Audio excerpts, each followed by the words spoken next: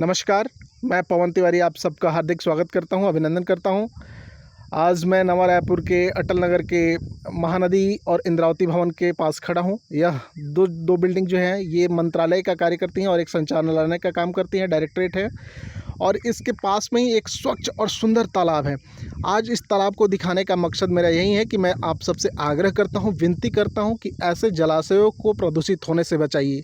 यदि आपके आसपास में यदि कोई राक्षस ऐसा कर रहा है, इन जलाशयों को प्रदूषित कर रहा है, तो उसे भी रोकिए और ऐसे राक्षसों की सूचना प्रशासन को तुरंत दीजिए। राक्षस का शब्द मैं इसलिए इस्तेमाल कर रहा हूँ क्योंकि अभी आपने देखा होगा पिछले वीक में समाचार माध्यमों से कि जो उत्तर प्रदेश का एक गाजीपुर ज़िला है और बिहार का बक्सर ज़िला है, उन दो जिलों के में गंगा नदी में सैकड़ों लाशें मिली हैं, मनुष्यों की सैकड़ों लाशें मिली हैं।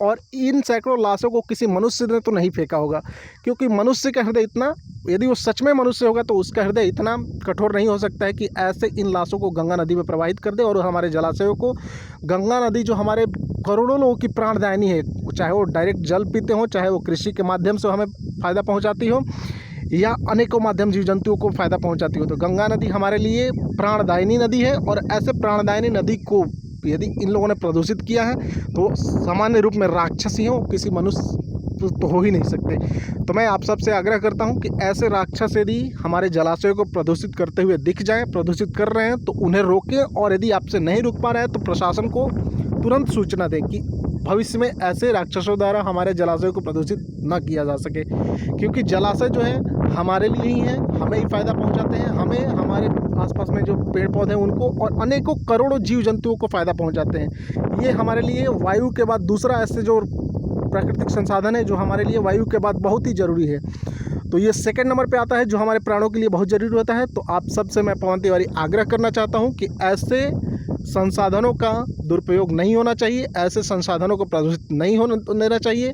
तो आप लोगों से भी आग्रह है कि आप भी कभी भी कहीं भी जाएं, कहीं भी यदि आप बस स्टॉप पे, रेलवे स्टेशन पे, कहीं भी पानी का टैप यदि खुला देखें तो उसको बंद करें। किसी के पानी की टंकी ओवरफ्लो कर रही है तो उसको बंद करें। अपने आसपास में यदि कोई जलाशय हो तो उसमें कचरा न डालें, पूजा के फूल मूर्तियाँ न डालें। और कोशिश करें कि अपने घरों में, सबके गाँव में घर होंगे तो अपने अपने गाँव में जो है घर के आसपास में रेन वाटर हार्वेस्टिंग की व्यवस्था करें। यदि शहर में कोई प्लॉट लेके घर बनवा रहे हैं तो वहाँ भी रेन वाटर हार्वेस्टिंग की व्यवस्था करें। और गांव में जो तालाब है, छोटे छोटे तालाब है, चाहे वो 50 बाई 50 के ही क्यों ना हो, उसका भी संरक्षण करें। उसे कभी भी मिट्टी से न पटे, क्योंकि वो जलाशय ही हमारे लिए बहुत ज़रूरी हैं। तो आप सबसे आग्रह यही रहेगी कि ऐसे जलाशयों का संरक्षण करें और जल का संचय करें। धन्यवाद।